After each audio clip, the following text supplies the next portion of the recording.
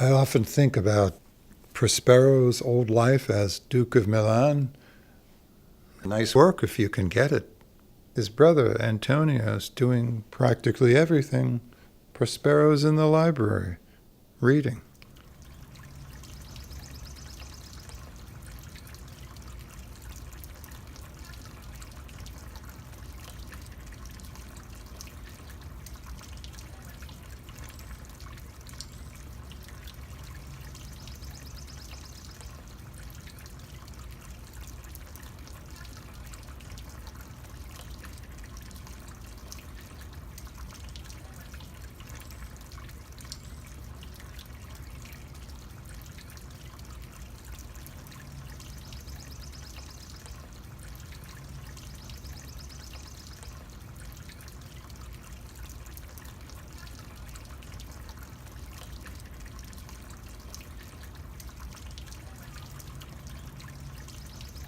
Toward the start of the Tempest, after the shipwreck Prospero has engineered, you might say, to cast ashore his enemies, Prospero tells his now adolescent daughter, Miranda, how they came to be marooned on this island alone with only a sort of a strange half-animal, half-man creature, Caliban, who is essentially their slave, and a spirit, Ariel, who was a kind of overworked errand boy.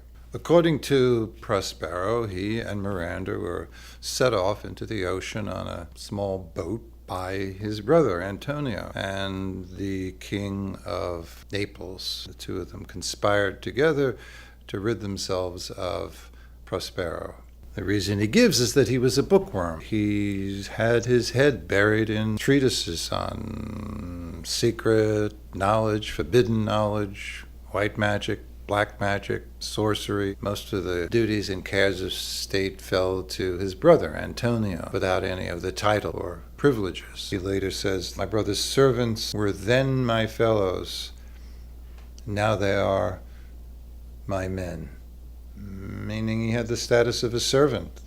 He hung out with them. This fascinates me because he's not meeting the duties of statesmanship. Granted, you can't let Antonio off the hook for having put his brother and an infant daughter on a boat that they say even the rats were running away from. But still, I wonder whether we are meant to see that Prospero is, on some level at least, complicit in his own fate. Yeah, I think so. He actually acknowledges that. I think he says something when he's explaining to Miranda this seesaw, or this story of how they came to be there. He says something about his brother's growing resentment about having all of the responsibility but not having the status or the title. So I think he acknowledges that the time that he spent reading books and exploring magic and other subjects has actually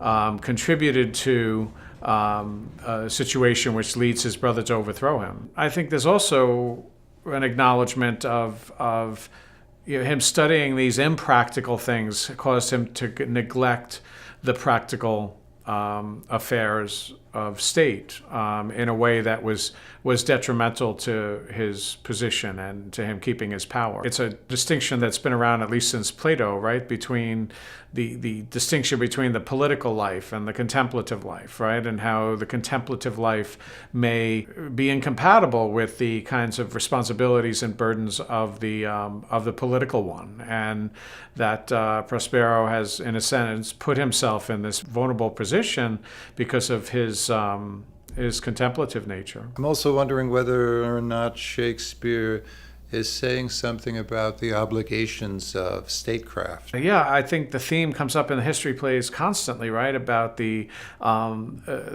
cares of the crown. I think of Richard II, where Richard confronts Bolingbroke, who has in the scene where he's handing the crown to him and says, "I give you," paraphrasing, "I give you my care, right? My care has become your care." My care is loss of care, by old care done. Your care is gain of care, by new care won. I think that's a recurring theme in Shakespeare, that although power is attractive, right, as a goal, once one acquires it, it becomes a burden. And it becomes a constant burden in which one cannot put aside the cares of state for any other concern. It actually reminds me a bit of, and I'm sure that Shakespeare is responding to this, of something that Machiavelli says in The Prince about leadership. He says that the prince should study nothing except the rules of war or things pertaining to war. And he goes on to describe how even in recreation like hunting and so forth, the prince should be learning the lay of the land in case of an invasion. And I think Shakespeare is sort of responding to that as well, right? That the cares of state require this constant vigilance. And so power comes at a cost. A great journey or a voyage or a series of picaresque adventures is often requisite for the hero in mythology. The hero's progress, presumably towards some enlightenment, some satori. And so I'm wondering whether or not what Prospero calls his sea sorrow, the adventure that he has on the ocean with his daughter, trying to keep them alive, whether or not that in itself could be regarded somehow as the journey of the hero, the first of his ordeals, the first of his tests. I'm also wondering whether or not you would think of it as emblematic of his longer, deeper journey from being a very bad Duke of Milan to returning to Milan, presumably better educated in what's required of him and more committed to it.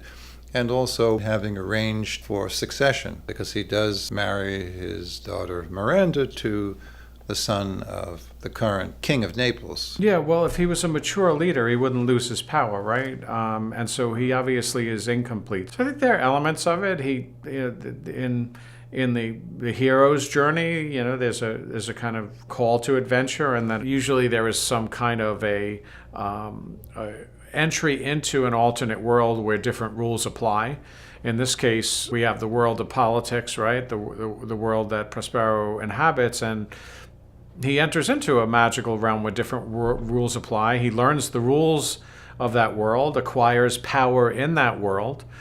So I suppose there are, I think, elements of the mythic. Of course, that is consistent with romance. I think romance often intersects with folktale, mythic aspects, magic. It's actually similar, I think, in Cymbeline, right, where the mythic characteristics are even more pronounced, right? Imogen resembles Snow White. Actually, it follows that tale in interesting ways, right? She drinks a potion, appears to be dead, right? Then is revived, right? And winds up being with the handsome prince, right? So I think that Shakespeare definitely is aware of those stories and is drawing on them to a certain extent.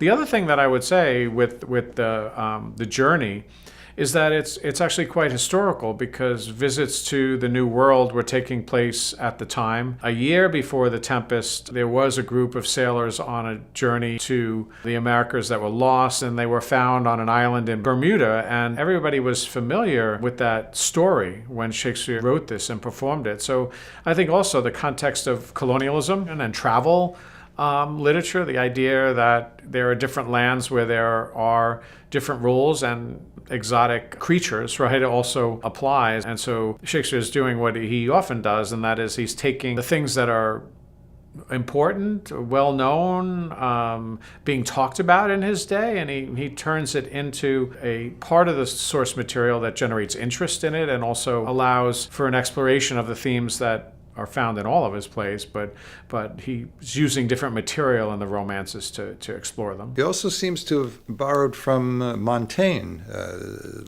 one of his essays about life on the islands. Well, directly from the essay of Cannibals. He actually had read Montaigne, and there's a passage, a cultural relativist standpoint actually, that Montaigne gives voice to about the customs of different people. And there's a whole travel literature associated with it that is, I think, beginning to become very popular in Shakespeare's day. It becomes even more popular, so much so that that's what Swift is doing. He's drawing upon existing travel literature and really actually mocking it in some ways as well. So all this is beginning, right? A period of British Empire and colonialism, and it's definitely an important context. I'm fascinated by this progression from really very, very bad statesman to perhaps a more responsible one, and in between it, this life on the island. If it is mythic, it's a very strange myth in that there's over a decade that transpires where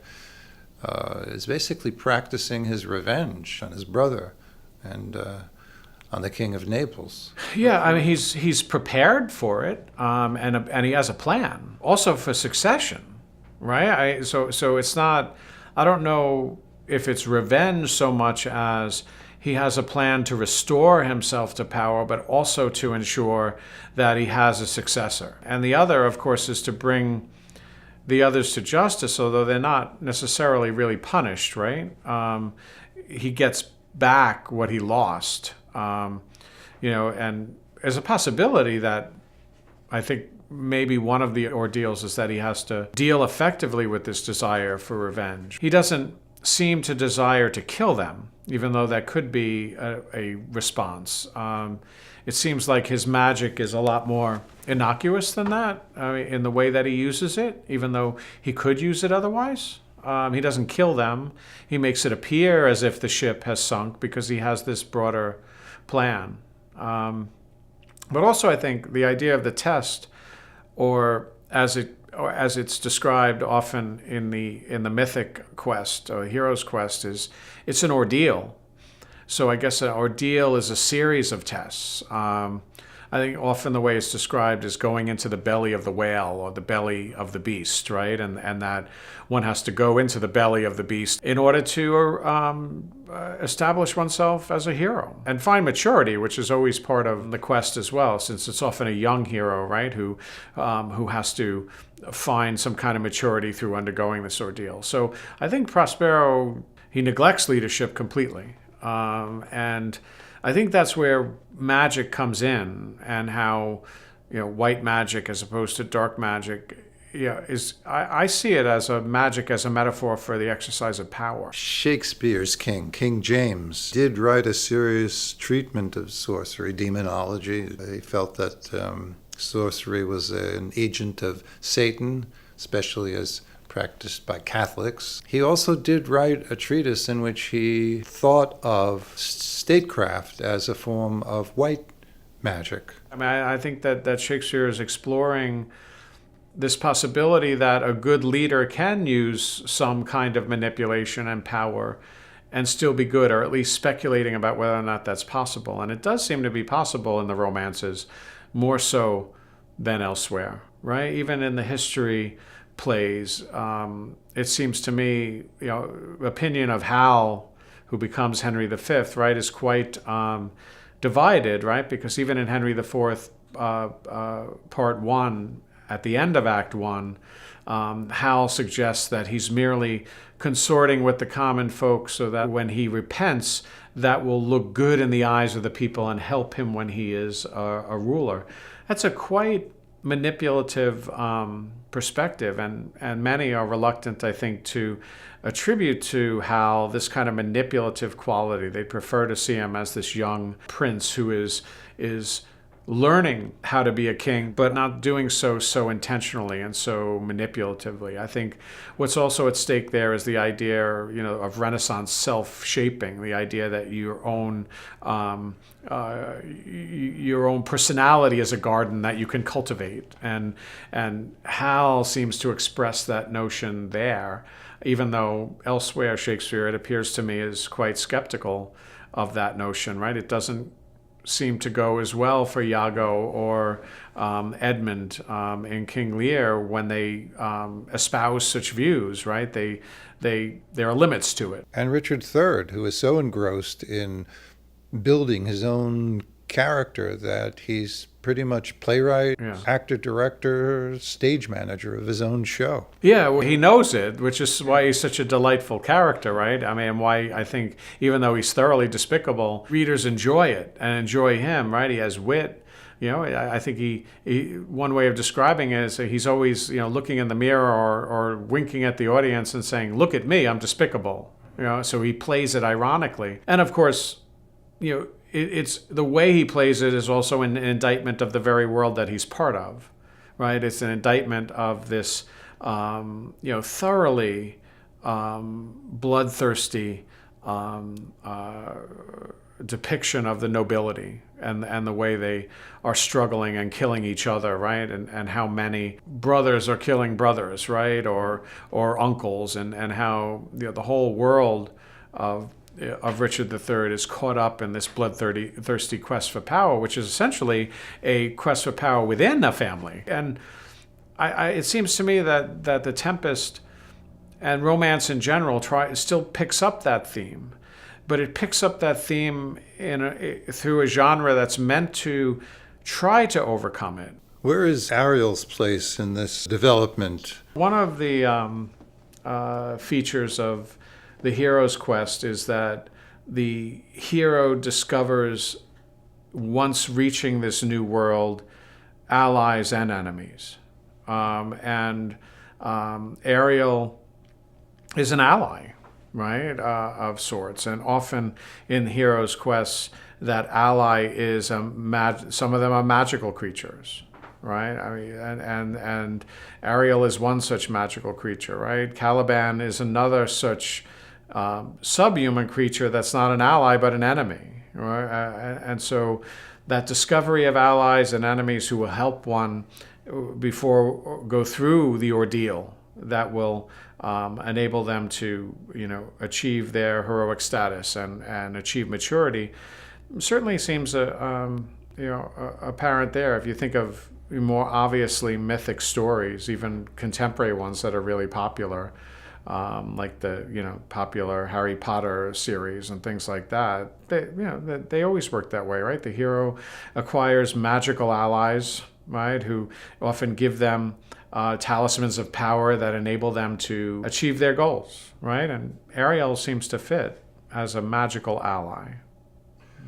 How do you interpret the fact that Ariel, who is not human, who is a spirit, is largely responsible for turning Prospero around from revenge to some form of forgiveness, mercy, and who in effect says, well, I would choose forgiveness, I would choose mercy, were I human, which he or she is not. Almost as if Shakespeare is enabling Ariel to define what it is to participate in the deepest form of humanity by demonstrating mercy. Certainly, Ariel suggesting to Prospero that he has this choice dramatizes that issue. Mercy, by definition, comes from a person who has the power, right, to withhold it as well, right? And Prospero has set things up so that he can enact it. It certainly is to Prospero's credit that even though he has them completely under his power, that he refrains from taking revenge, even though they're not quite redeemed, some of them, right? They could still be a danger. Right. Mercy carries with it a risk, and I think Shakespeare often dramatizes this, right, and does overtly talk about it. Mercy, right, just allows somebody to perpetrate the crime again, right? Mercy is kind of predicated on the premise that if you grant it, the person getting that mercy will be changed, will not harm anybody again.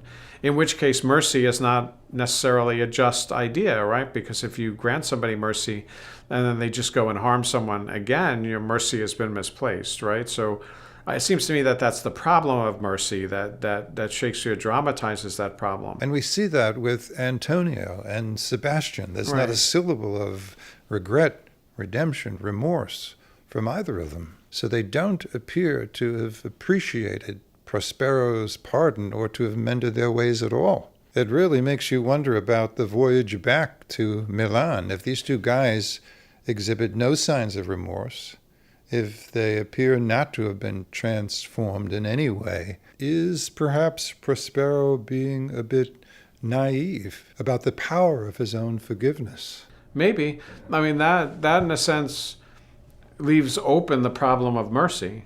We don't know, right? When you grant mercy, do you know that the person getting mercy will be reformed? Can you be sure? This is an ongoing debate in prison reform, is it not? Yeah. What if you let a guy out whose appeal is that he's mended his ways, he's no longer a threat to society, and then it turns out that you're mistaken, or he's mistaken about himself? How do you rectify? How do you justify the consequences? How do you ever know for sure? I think it comes up all the time, right? Right. I think you can't know for certain. And I think when Shakespeare leaves that open, that question of what's going to happen on the voyage back, these, will these individuals, right, who have been given this mercy take advantage of it, or will they just take advantage of Prospero, right, or somebody else? I hadn't expected to do this, but I can't resist reading you the epilogue to The Tempest, just to get your take on it, because I'm totally fascinated by it. So this is Prospero, and this is to all of us. Now my charms are all o'erthrown, and what strength I have's mine own, which is most faint. Now 'tis true, I must be here confined by you, or sent to Naples. Let me not, since I have my dukedom got, and pardon the deceiver, dwell in this bare island by your spell, but release me from my bands with the help of your good hands. Gentle breath of yours my sails must fill, or else my project fails, which was to please. Now I want spirits to enforce, art to enchant, and my ending is despair, unless I be relieved by prayer, which pierces so that it assaults mercy itself, and frees all faults, as you from crimes would pardoned be. Let your indulgence set me free. Tell me what's going on there. What is Shakespeare doing precisely? I assume by prayer he's talking about hands together for applause. Right, yeah. He's asking his audience at the Globe to let him retire. Is that what's happening? The verse is so plain. It's so elemental. It's almost a kind of doggerel. It's even been argued that perhaps Shakespeare himself had not written it. But what's happening there? Well, it's not the only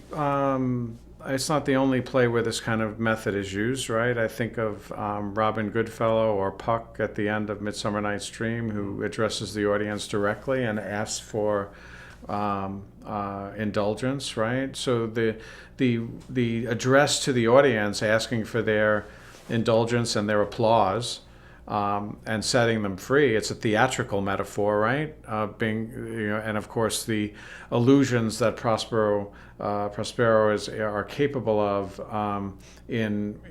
with his magic are compared to the magic of stagecraft, right? And so I have no problem believing that is Shakespeare, and that's appropriate at the end of the play, because it's evident elsewhere. It's a kind of powerful meta-theatrical metaphor that plays on this metaphor of magic, right? In a way that's completely consistent with the play, right?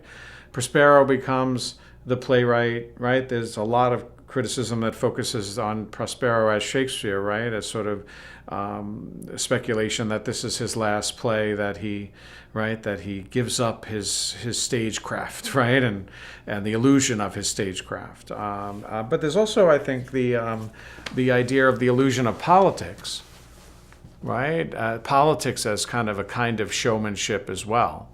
that comes into play here. So it seems to me that it works well with the entire play and fits in perfectly. It was his last full-length play, was it not? Right. So those parallels are attractive. Of course, it's a romantic interpretation of that passage, but it also fits in. The doggerel fits in with how more than a few plays end, with that direct address to the audience and the request for applause. And Prospero does earlier on say, "I'll drown my book," which could be, in a sense, emblematic of Shakespeare no longer producing the book. Yeah, that this is the last book, right? Yeah. Yeah. How would you rank The Tempest? Does it hold its own with the best of Shakespeare? Yeah, I think it holds its own. I mean, I think it's the rightfully considered the best romance, right? Although I like, even though it's often criticized for its all the chance occurrences at the end that are unlikely, I like Cymbeline as well. Do you think of it as a tragedy? Do you think of it as a comedy? Is it tragical, comical, historical?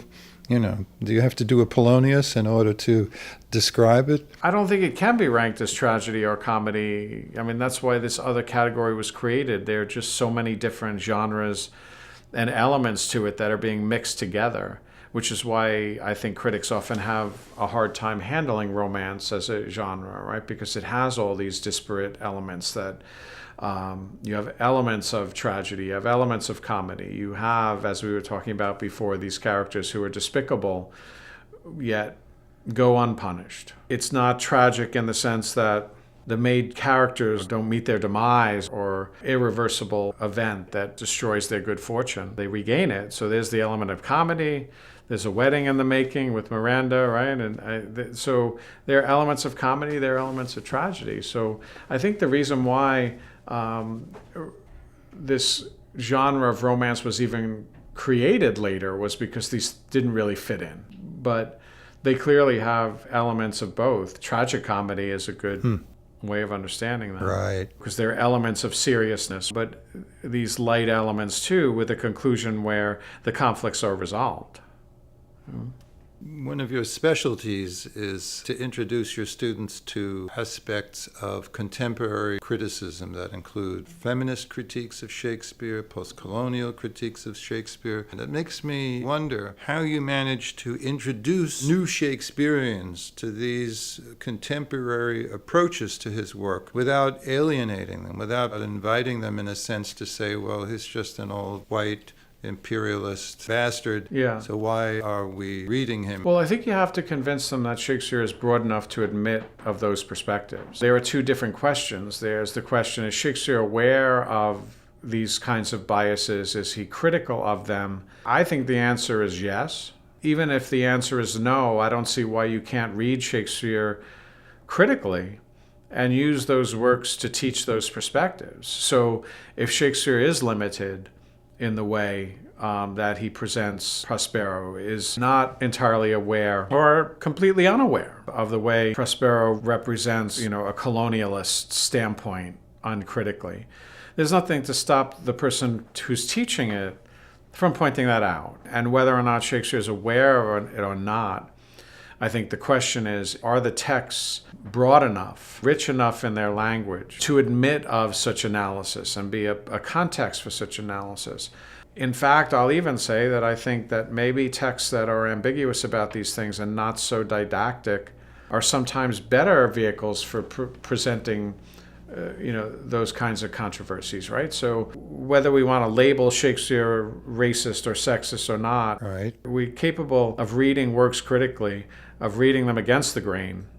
If the grain is to, in fact, promote racist or sexist or colonialist views, then what's to stop us from reading them against the grain? I mean, the one thing that is undoubtedly the case is that Shakespeare's works are profound, right? Rich in their exploration of many thematic philosophical issues, right? So when you have texts that are that complex, that are dealing with language at a complex level, what better place than there to explore these things? And I'm not saying there aren't other texts that are more explicitly feminist or post-colonialist that are also not vehicles for that. I teach feminist texts. I teach post-colonial African literature and post-colonial literature and explicitly focus on those things. But that doesn't exclude Shakespeare.